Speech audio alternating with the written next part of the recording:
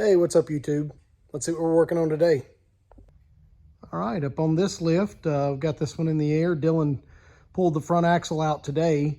It's kind of a funny story about this Jeep.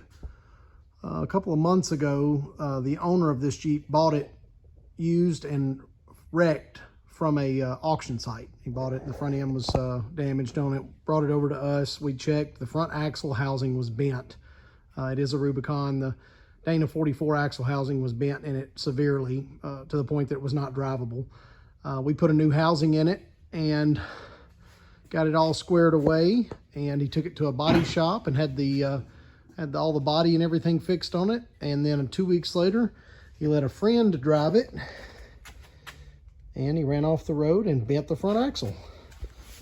So I'm not sure if you'll be able to detect this on the camera. I think you can easily see, following this line here, it actually goes up, and bent it pretty severely to the point that the axle shaft was actually rubbing the inside of the housing because of the bend. So we've got a new axle housing here, and we're going to swap all that over, re-gear that new housing to match the current gearing of the Jeep, and we'll get that one back together tomorrow. So stay tuned for that. Of course, this one's kind of a long-term project, but we've got the 454 SS truck. Actually took that in for a customer and did a customer supplied 502 Chevrolet big block with a Gearstar 4L80E. So I'll show you the progress where we're at on that. All right, guys, engine and transmission are bolted in. Got all this front engine plate from Holley. It's all an integrated system that has the AC, the alternator, power steering. It's got a belt tensioner with a serpentine belt system and an integrated water pump into that housing. I got that put on.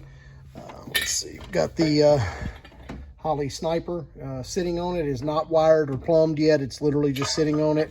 Got the drive shaft in. James Adams at Adams Drive Shaft custom built a drive shaft for this, so we got that in. Look those guys up if you want the top of the market drive shaft, custom drive shaft. They do awesome work. They always come in clutch when we need them. Would be further along on this project, but the headers that the customer supplied were incorrect. You can see them in the box over there leaning against the lift. And today, the correct headers arrived. So tomorrow or Wednesday, we're planning on getting this up in the air, getting the headers on it. And once we get the headers on it, we can go ahead and run transmission lines that we can then wire in the starter. We can run fuel lines and really start moving forward with this. So stay tuned for those updates on the 454/502 SS OBS Chevrolet. Kind of a wild toy. Customer, longtime Jeep customer of mine, dropped this off for a little upgrade. It's a 2025 Polaris Razor Pro R. It is a 2.0 liter inline 4, and it actually has a traditional style inline 4 engine, 225 horsepower out of this unit. And it is, for what little bit we've driven it around the block and played with it, of course it's brand new, so we're not gonna beat on it till he gets it broke in, but you can tell it is a ripper. Crazy machine, pretty well loaded to the gills. I think the only option, it's got heated and cooled seats. It's got, you know, the street kit, lights. I mean, it's got just about everything, but the only option this unit didn't have was the windshield washer and the windshield wiper. So put the windshield wiper on it the other day, and here in a day or so, we're going to go ahead and put in the integrated windshield washer. Got that kit as well, and get that thing fixed up for him, and it'll be ready for the trails and ready for some fun. And as far as what we're going to start on this evening, actually it's a little later in the day. We're going to get started on it today, and we'll do some step-by-step updates and then probably finish this one up in the morning. This super clean TJ behind me, it's a 2004, beautiful Jeep, locally owned. A good friend of mine from church owns this. Dreaded heater core issues. So we're going to be putting a heater core in this Jeep. So we'll go through that step by step. Well, all right, guys, the first thing we're going to do is disconnect the battery.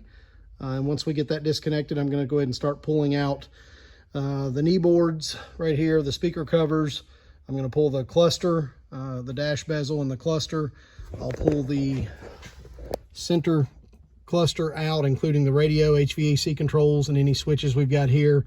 I'll pull the glove box and the other speaker cover, as well as the top dash cover up here at the top to give us access to some of those holes. And I'll be back in a few seconds with some updates of what that looks like.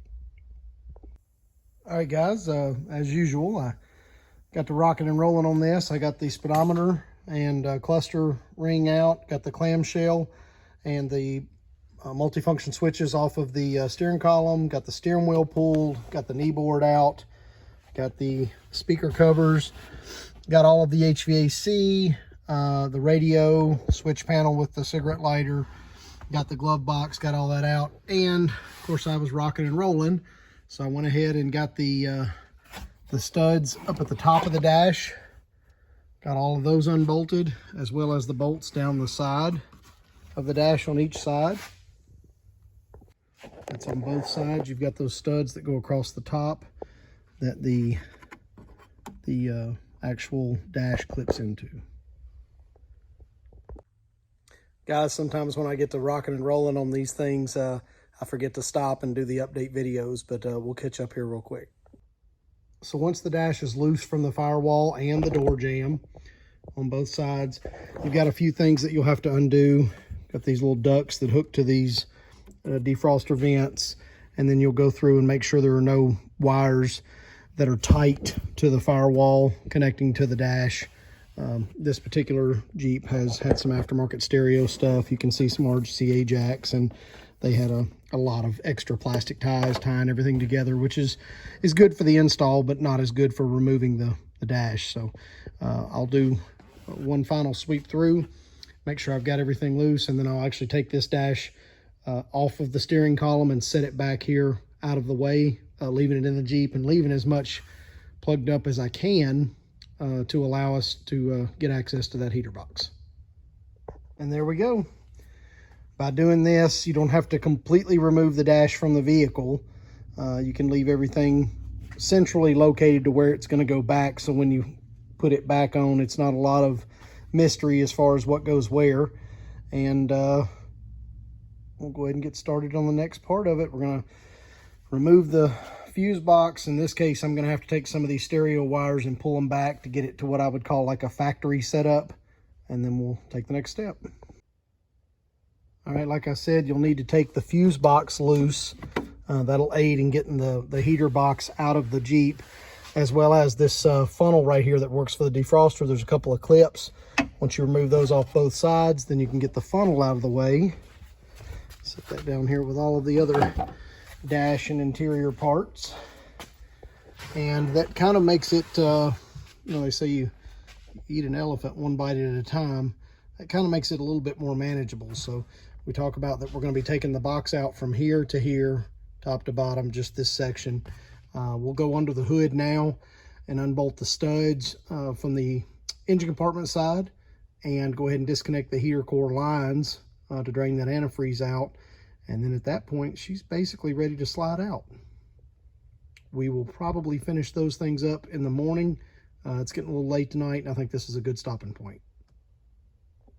Good morning, back on the TJ. We're going to look at a few things this morning to get that heater box out from the underhood side. All right, guys, first thing we're going to do is get the battery out of it. We're going to depressurize the AC system, capture that for recycle, of course. We'll disconnect the AC lines, and then there's several studs poking through the firewall that actually bolt that heater box to the firewall. And before we actually remove the heater box, we'll go ahead and disconnect and drain the heater core lines. All right, guys, went ahead and got the studs out. There's one here, there's one here, and one low, these two studs. There's one up high behind this wiring harness and one down low behind the valve cover. So that's the studs that hold the heater box to the firewall. And there's one more hidden bolt in here, right here, that goes up. You'll drive yourself crazy trying to get this heater box loose from the firewall until you get that bolt out. So once you get that bolt out, it should slide right out. And there it is. Once that bolt's removed, the entire heater box just slides right out and can be easily removed from the vehicle. All right, guys, here's the heater box on the workbench. Now what we'll do is we'll work to split it at this seam and actually take the top half of the clamshell off. There will be a few things that need to be removed. This funnel section right here will come off, and there's several screws around the perimeter that we'll remove, and possibly even a couple of clips depending on your model, and then we'll get it apart and take a look at the heater core. All right guys, once you get all the screws out, the top hat of the heater core box will lift off, and then you're going to see the mating perimeter of the heater box and the heater core. Go ahead and pull this out and see if we can identify where it was leaking from. It should just lift right out. We're going to take a look at it together and see.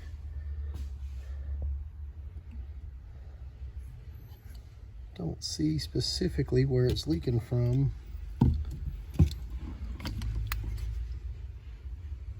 It's definitely leaking down at that bottom edge. You can see there, and you can see the antifreeze in the box. So probably separated from the oh, there it is. There it is. You can see the corrosion on the bottom seam. All right. Got that new heater core slid down in place. Comes with a little foam that you put around it just to kind of make it a little kind of an anti-shock area. So now we will clean and inspect the rest of the heater box, make sure everything's in good shape, and then we'll put the lid back on it and button it up. All right, got the heater box all reassembled, so we'll put it back together in reverse order. All right, got the heater box back in on the inside. I've got the funnel reattached for the defrost, and it's time to rehang the dash. All right guys, got it totally reassembled. Everything worked out great, and the customer should be really happy. Dash goes back together one piece at a time, but overall, as long as you reverse the process and go very slow, keep all your screws together, take pictures, it's a very doable job. Hey guys, I appreciate you tuning in to the channel, watching me do that heater core on the TJ today. Hopefully it was a little entertaining, and you know, you might have even learned something that you haven't done before on doing a heater core on a TJ. So we do appreciate it. We appreciate everyone tuning in. We appreciate the views. We appreciate the comments. Remember to like, comment, and share. And always check us out every day on Facebook, Richter's Off-Road Performance. Thanks, guys. We'll see you next week.